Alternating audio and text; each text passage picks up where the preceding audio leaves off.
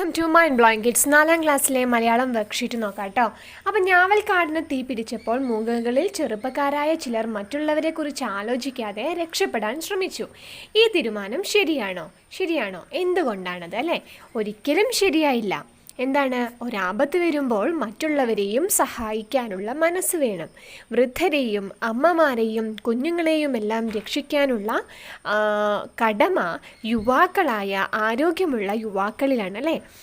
അപ്പോൾ എല്ലാവരും സഹായിക്കാനുള്ള ഒരു മനസ്സുള്ളവരെയാണ് നമ്മുടെ സമൂഹത്തിന് ആവശ്യം. നന്മയുള്ള സമൂഹമായി മാറുന്നത് അപ്പോഴാണ്.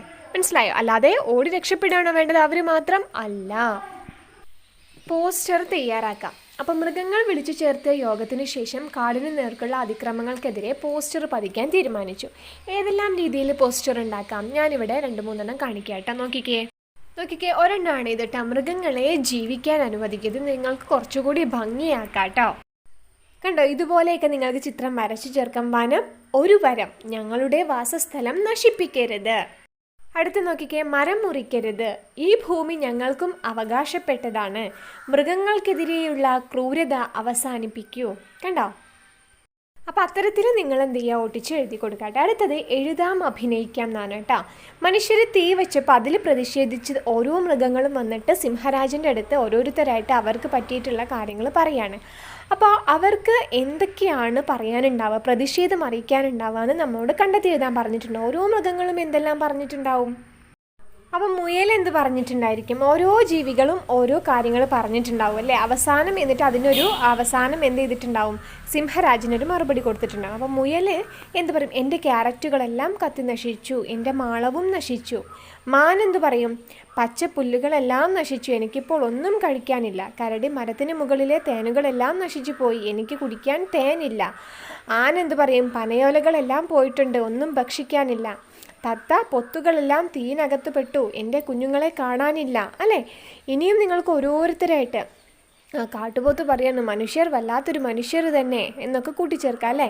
അങ്ങനെ ഓരോ മൃഗങ്ങൾ ഓരോ അഭിപ്രായങ്ങൾ പറഞ്ഞിട്ടുണ്ടാകും. അപ്പോൾ സിംഹരാജൻ എന്താ അവസാനം പറയും? നിങ്ങൾ പേടിക്കേണ്ട, നമുക്ക് എല്ലാത്തിനും ഒരു വഴി ഉണ്ടാക്കാം, എന്തെങ്കിലും ഒരു മാർഗം കാണാതിരിക്കില്ല. ഓക്കെ, അപ്പോൾ ഇത്തരത്തിൽ എന്ത് ചെയ്യാം? നിങ്ങൾ കാടിന് തീ പിടിച്ചു മഴ പെയ്തിട്ടില്ലായിരുന്നെങ്കിൽ എന്ത് സംഭവിക്കുമായിരുന്നു? നമുക്ക് കഥ ഉണ്ടാക്കാം അല്ലേ? കാട് കത്തിക്കൊണ്ടിരിക്കുന്നു, തീ ഞാവൽക്കാടിനകത്തും എത്താറായി. പക്ഷികൾ പേടിച്ചിരിക്കുമ്പോൾ ചെറുപ്പക്കാരായ പക്ഷികൾ വന്ന് കുഞ്ഞുങ്ങളെയും അമ്മമാരെയും മുതിർന്നവരെയും എല്ലാം തീയില്ലാത്ത ഭാഗത്തേക്ക് മാറ്റി താമസിപ്പിക്കാൻ ശ്രമിച്ചു. അവർ നിരന്തരം പറന്ന് രക്ഷപ്പെടുത്തിക്കൊണ്ടിരുന്നു. അങ്ങനെ എല്ലാവരെയും രക്ഷപ്പെടുത്തിയ ഉടനെ മരത്തിന് തീപിടിക്കുകയും പക്ഷികളെല്ലാം ദുഃഖത്തോടെ അത് നോക്കിക്കാണുകയും ചെയ്തു. തീ സാവധാനം കെട്ടണഞ്ഞു പോയി. എന്നാൽ കാടാകെ നശിച്ചു പോയിരുന്നു. പക്ഷികളെല്ലാം നിരാശരായി. അങ്ങനെയിരിക്കുമ്പോൾ അപ്പുറം കാട്ടിലെ പക്ഷികൾ വന്ന് ഇവരെ അങ്ങോട്ടേക്ക് കൂട്ടിക്കൊണ്ടു പോവുകയും അവിടെയുള്ള ഭക്ഷണവും വെള്ളവും താമസവും അവർക്ക് ഒരുക്കുകയും ചെയ്തു. പിന്നീട് മഴക്കാലം വന്നപ്പോൾ ഞാവൽക്കാട് വീണ്ടും പഴയ രീതിയിലാവുകയും പക്ഷികളെല്ലാം തിരികെ അവരുടെ വാസസ്ഥലങ്ങളിലേക്ക് മടങ്ങിയെത്തുകയും ചെയ്തു. അവരവിടെ സന്തോഷത്തോടെ വസിച്ചു. ഓക്കെ, അപ്പോൾ ഇങ്ങനെ നിങ്ങൾക്ക് കഥ നല്ല രീതിയിൽ കൊണ്ടുപോയി എഴുതാം അല്ലേ? നിങ്ങൾക്ക് ഈ രീതിയിൽ എഴുതാം, അല്ലെങ്കിൽ നിങ്ങൾ ആലോചിച്ചിട്ട് നിങ്ങൾക്ക് എങ്ങനെയാണോ എഴുതാൻ പറ്റുന്നത് ആ രീതിയിൽ എഴുതി കൊടുക്കാം കേട്ടോ. ചോദ്യം ഉണ്ടായിരുന്നു ആദ്യത്തെ തന്നെ, ഞാവൽക്കാട്ടിലെ തീ പക്ഷികൾക്ക് ഏറെ വിഷമമുണ്ടാക്കി. തീ പിടർന്നിരുന്നെങ്കിൽ മറ്റെന്തെല്ലാം ജീവികൾക്ക് പ്രയാസമുണ്ടായിരിക്കും?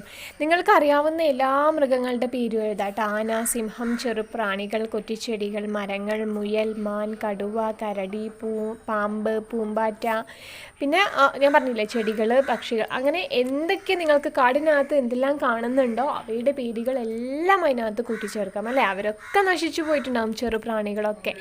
അപ്പോൾ ഇന്നത്തെ വർക്ക്ഷീറ്റ് എന്ന് പറയുന്നത് ഇവയ്ക്കായിരുന്നു കേട്ടോ. അടുത്ത വർക്ക്ഷീറ്റ് വരുന്നവരേക്കും ബൈ.